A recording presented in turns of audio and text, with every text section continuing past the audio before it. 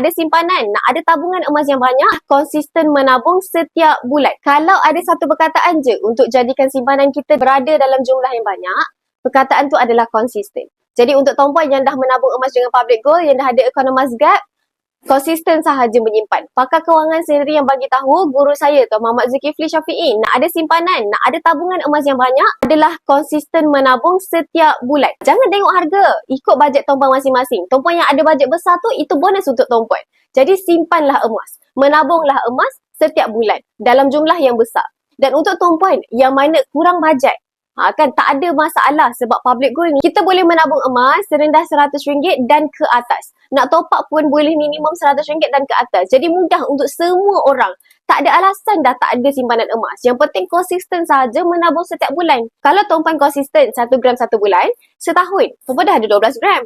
2 tahun tuan-puan dah ada 24 gram. Begitulah seterusnya sampailah simpanan emas kita berada dalam jumlah yang banyak. Jadi ingat tuan-puan, setiap kali dapat gaji, simpan dulu baru belanja.